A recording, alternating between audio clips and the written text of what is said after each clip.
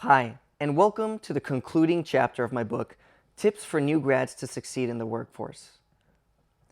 If you've made it this far, congratulate yourself. As you've read on multiple occasions in this book, investing time in learning thoughts and ideas and in understanding others' perspectives is extremely valuable to your personal growth.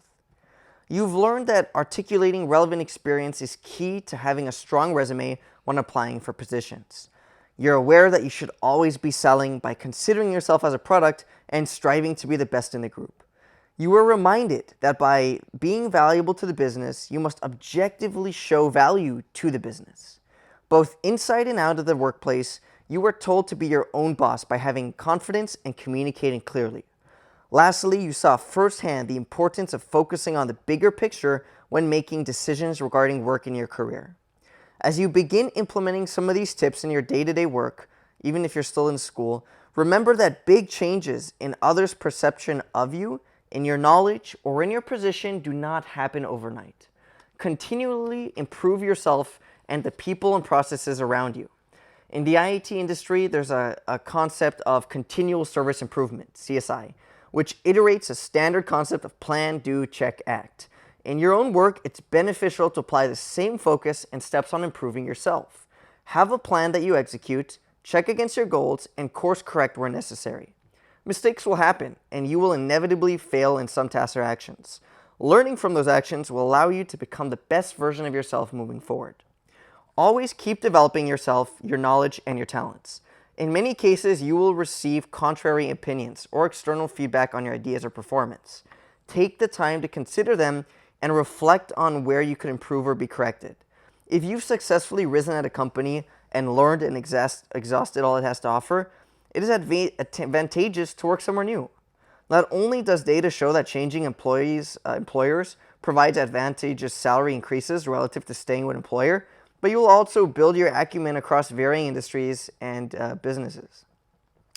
You will be required to take on different projects and tasks.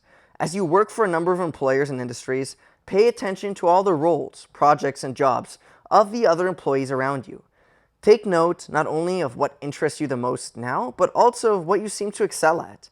I studied to be a developer, computer science in college, and I had the aspirations to pursue a career as a software engineer. As I entered the workforce, however, I noticed that I was relatively better than my peers at creating and communicating new ideas. I was better at this than actually writing the code to develop that idea.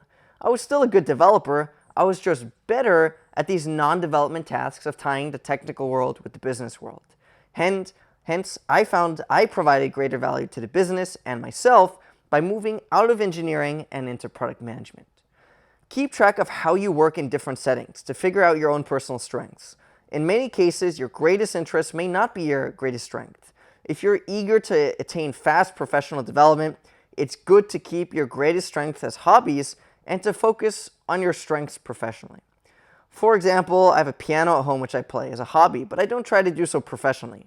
In terms of my role switch, I still read and write small bits of codes occasionally in and outside of work. I just don't write code full time. Now, always putting your hobbies aside for your strengths is not a concrete rule. For many people, their greatest interest does overlap with their personal strengths. This is the best scenario of all, as I will continue to mention that happiness and fulfillment while working are the pillars of true success. Additional concluding considerations are in regards to the concept of success and the thought of being the best. A lot of individuals associate success and high performance with always being the best. Although someone who is the best will be a high performer does not necessarily need to be the best. Importantly, don't feel like you failed simply because you don't become the best in your particular domain or task. A traditional Chinese proverb echoes a sentiment similar to, there will always be someone better than you. And the key point to be made here is that just because you will encounter individuals that are smarter, stronger, faster, have more experience, does not mean you should give up on your own pursuit or ideas on the same. If you constantly focus on the fact that there are others around you who may be better, you will be putting up artificial barriers behind your own ideas and achievements. As noted earlier in the book, it's critical to have confidence in your judgment and abilities.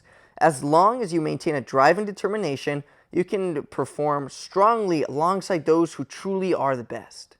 Although you may not immediately understand or relate to all the ideas presented in this book, as you begin your professional career, I recommend you revisit the material to see if it resonates more clearly.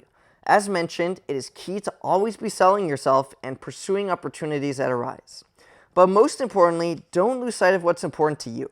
Focus on doing something you enjoy, surrounded by people you enjoy working with. A positive working environment will help you thrive. In most cases, success will come naturally if you truly enjoy what you're doing. Personally, I emphasize I would gladly trade an increased salary for a working environment I enjoy coming to every day. Throughout your journey to a successful career, you will inevitably encounter hurdles. From personal life challenges and losses to organizational changes, unexpected events occur. Beyond hurdles, you may also come to learn your own limits around how hard you can push yourself working. Stress is a very powerful factor that you will inevitably consume your health, and if unchecked, it will consume your ability to excel. As mentioned early on, don't cast away your own health in pursuit of an idealized goal of wealth, success, or fame. By mastering your own understanding of the reasonable amount of stress you can maintain, you will be able to upkeep high performance. It's always best to be kind and supportive to those around you, so that when the unexpected happens, your employer and team can support you through it. As you work to succeed in the workplace, never forget where you started and the many people who helped you get where you are today. If you do find success, pass on your learnings and experiences to those seeking guidance around you. Help the less fortunate, as success all allows. Additionally, I will remind you to be authentic. Take the path less traveled if it's aligned to your interests and goals, and if it achieves one of the tips previously mentioned. Stay true to your personality, character, interests, and beliefs.